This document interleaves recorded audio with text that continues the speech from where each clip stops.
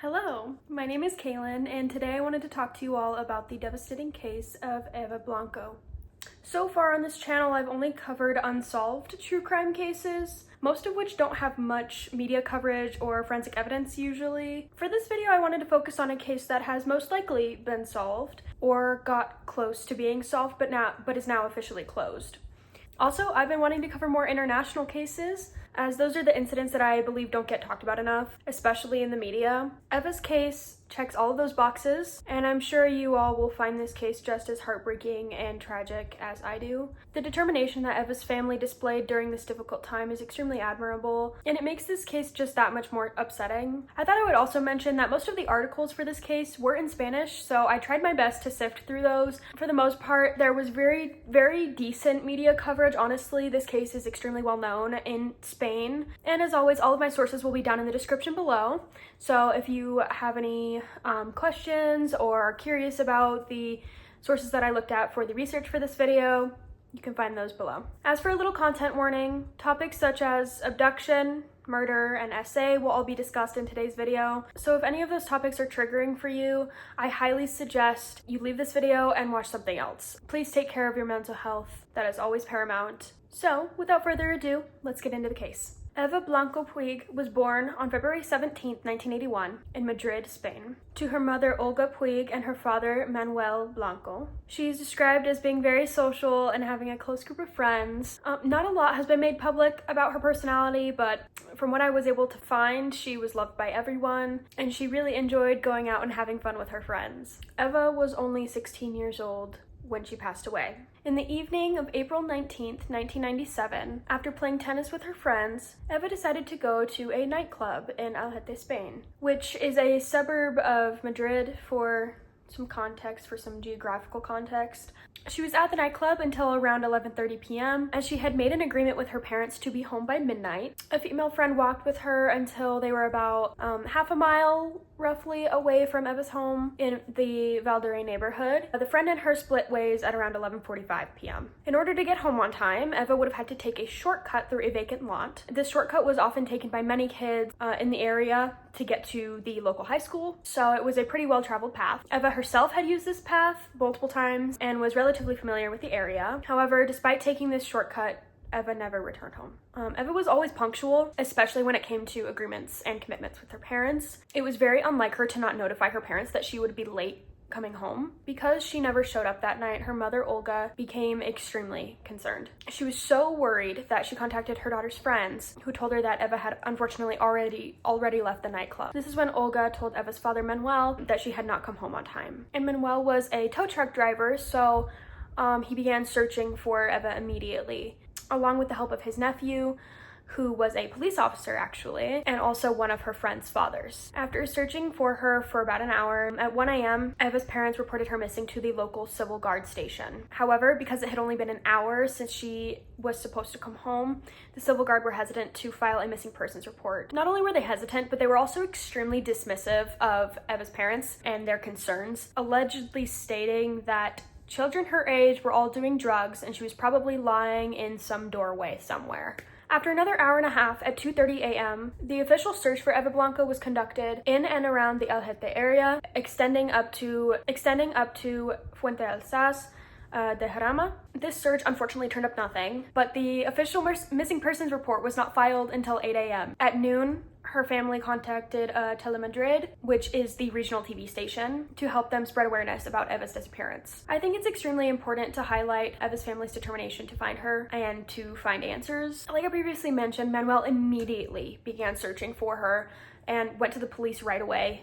Honestly, her parents did everything right, but the civil guard, which is their form of police, I'm gonna be honest, I don't exactly know how different they are from the police department. I don't know. There was absolutely no hesitation to look for her from her family and friends. Aside from this, Manuel visited the civil guard station 15 different times, in the early hours of April 20th, criticizing the police for not doing enough and for not doing more about her disappearance. He ridiculed them for only searching the main streets and disregarding more rural areas and back roads. However, the civil guard denied any of his claims of mishandling the case and said that it was customary to wait to file a missing persons report. So let's get into the investigation a little bit. At 9 a.m. on April 21st, two Ajalvir residents stumbled across the body of 16-year-old Eva Blanco next to a road that was under construction 6 kilometers away from El Jete. Initially, the individuals who found her body believed that she had been hit by a car, but when the civil guard arrived at the scene, they noticed that she had been stabbed multiple times in the back. This indicated to them that she had been attempting to run away from her attacker. Eva's body was dressed in the same clothing that she had been wearing when she went missing, and one sleeve of her sweater was taken off. Investigators believed that both the victim and the attacker had arrived in the area via a vehicle, despite any tire tracks being washed away by the rain. The forensic evidence that remained at the scene were Eva's footprints and a size 42 men's shoe, which was actually specifically a moccasin footprint, which is roughly a size 9 in men's US conversions. The family was alerted that her body was found at 3:30 p.m. and this news shook the entire town of El Jete. Later that evening, about 200 citizens of El Jete gathered around Eva's home to quietly criticize her murder. The Blanco family held Eva's funeral on April 23rd, and 2,000 people were in attendance, which is just incredible.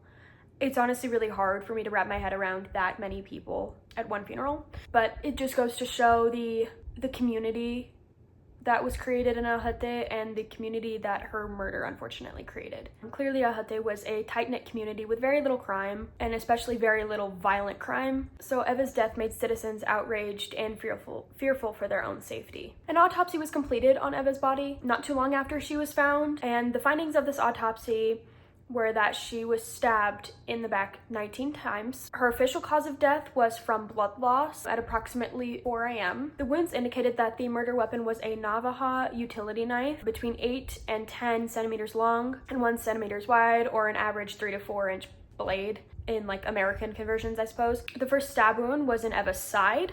Investigators believe that she was in the passenger seat of a vehicle when this stab wound occurred. The subsequent wounds were created as she left the vehicle and attempted to flee up the road. The first wound was very deep and may have been fatal on its own, but most of the subsequent stab wounds were superficial and were called passionate by investigators. So this next part, I just want to give another little warning. It's quite sensitive, so if anything relating to SA bothers you at this moment, go ahead and skip ahead. But male fluids and DNA were found in her mouth, underwear, and private areas, and a red car upholstery fiber was also found in her mouth. Okay, so now I want to get into some of the early police theories. So when investigators began working on this case, they thought it would be straightforward and like an open and shut case. However, this case proved to be much more complex than they thought. Honestly, they began to develop theories as to what may have happened in the early hours of April 20th. Because Eva's body was dressed and did not have any other wounds, like bruises, strangulation marks, scratches, etc., investigators believed that the acts were consensual. When I read this, it made me very frustrated, honestly, because she could have been coerced into doing something she didn't necessarily want to do just so that she could get a ride home or something. It's very possible. It seems like the investigators didn't really take into account verbal coercion or anything like that. So anyway, because they claimed it was consensual, they think that they thought that the murder was the result of an argument after the acts. Because of YouTube's regulations and everything like that, I am not going to directly say what the acts means, but it goes along with the essay thing. So they didn't classify it as an essay originally. It's important to know Eva's family's theories on this situation. They actually believe that Eva was abducted and essayed at knife point, then murdered to avoid prosecution for the essay. The main theory that investigators held on to during the investigation was that someone Eva knew had come up to her in a vehicle while she was walking home and offered her a lift. She accepted this offer, and then the person took her to the construction site, which was known to be a place where couples would hang out, apparently. That's just from what I found in my research. And this is where the consensual acts come into play, I guess. And then they believe that she was murdered after this. Because the theory was that it was someone Eva knew, their first suspect was her ex-boyfriend Miguel, who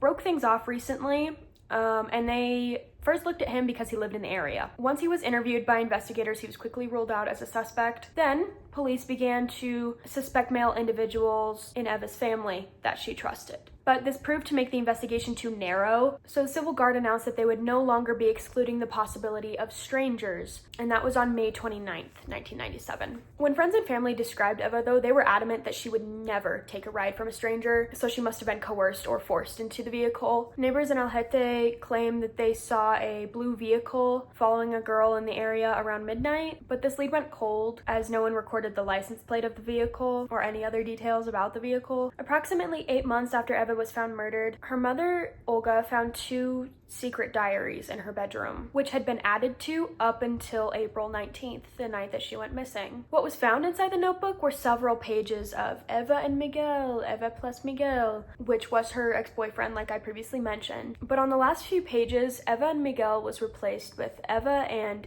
343110. Several theories exist about what 343110 means, or that it's some secret code, but it has never been successfully decoded. At this point in the investigation, the Civil Guard withheld the evidence of male DNA and SA evidence from her parents and from her family, as they secretly took DNA samples from male family members and compared it to the DNA that they found on her body. Once Manuel, Eva's father, became aware of this evidence and that he was excluded as a person of interest, he publicly called for voluntary DNA samples from male residents of Alhete. At the time, the Alhete mayor even publicly supported Manuel's efforts to gather samples, giving a PSA encouraging male residents of Alhete 16 years old and older to provide voluntary saliva or hair samples. However, this was scrutinized and unsupported by the judicial systems in Alhete, and in Spain in general, as they figured it would be useless and simple-minded, possibly even creating a stigma against those who refused to provide a voluntary sample. Despite all the scrutiny, Manuel received over 2,000 voluntary samples of DNA, which he gave to the courthouse until further examination, until they decided what they wanted to do with the samples, and the legality of everything. Because of legal reasons, of course, it was decided that testing could only be performed on samples of individuals who were persons of interest in the case, and not just any random sample. 45 samples were then tested, which encompassed 18 total family members of Eva, people with criminal histories, and acquaintances. So the remainder of this case takes place from 2013 and after, due to a lack of sufficient evidence and leads. By 2013, 1,503 men had been investigated, which included 208 men from Alhete and the surrounding areas. These 208 men had their DNA tested, and a new magistrate allowed investigators to open the over 2,000 volunteer samples of DNA, allowed investigators to open those envelopes and examine the names, but did not permit the testing of the DNA samples themselves. It was in this same year that a television program was run about Eva's death. This program included interviews with friends and family, investigators on the case, and a famous criminologist who helped identify a Spanish serial killer in 1998 named Joaquin Fernández Ventura. I apologize for my pronunciations. This criminologist disagreed with the theory that Eva had met up with this secret boyfriend,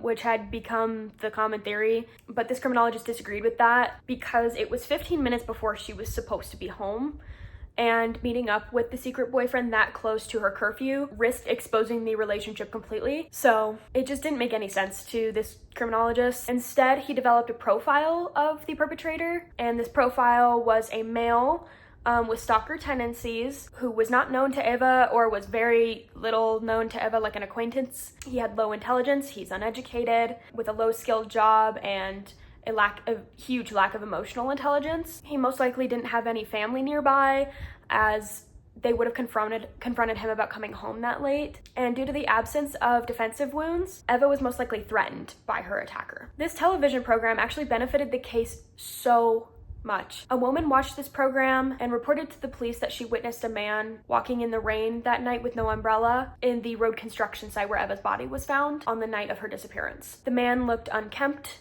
and got into a white Renault 18, which the fiber that was found on Eva's body matched the upholstery in that car. So this witness account was actually relatively useful. In October 2013, the Civil Guard released an updated facial composite sketch utilizing the witness's help. The suspect was a male individual with short, spiky brown hair, a square face, dark sunken eyes, between 35 and 40 years old in 1997, between 70 and 80 kilograms, 1.7 to 1.8 meters tall, and he wore a white t-shirt with a v-neck sweater. The car he was suspected to drive was a white Renault 18 that had red upholstery. The civil guard then created an anonymous email for tips, which by the beginning of 2014 had received 100 emails. The male DNA found on her body was revisited at the end of 2013. An analysis provided a link to the DNA of a donor of North African descent, and this donor was from a man named, forgive me, Fuad?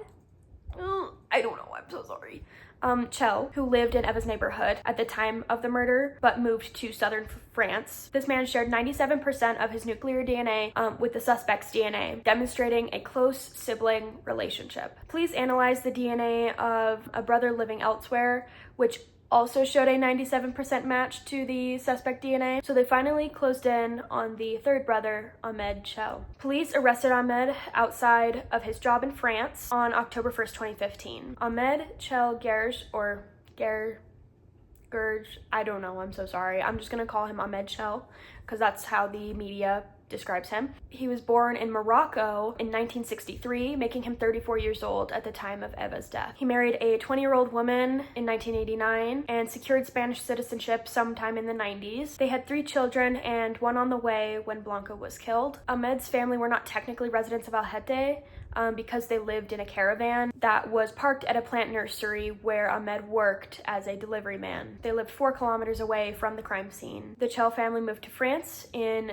1999, but Ahmed and his wife split, and he later remarried and worked as a welder in France. Once Ahmed was informed about the DNA evidence, he claimed that he had gone out for a walk on the night of Eva's death and had been grabbed by 2 men who forced him to relieve himself, I'm so sorry, over Eva's body. But his ex-wife claimed that that same night he had actually gone out with 2 of his brothers, which was normal for them, and that she was completely unaware of anything that happened that night until after Ahmed was arrested, and one of his brothers told her that they had actually been at the same nightclub as Eva Blanco on the night that she died. According to this brother, the men talked to her and had a conversation with her after she had a fight with her boyfriend, Miguel. Apparently, Eva left the nightclub with the Chell men briefly, but she came back inside with her friends around 11. The ex-wife said that neither she nor Ahmed or his brothers had been questioned at all during the investigation. She admitted that Ahmed became aggressive when he drank, and his coworker said that he was not very social and was even a little pervy with women.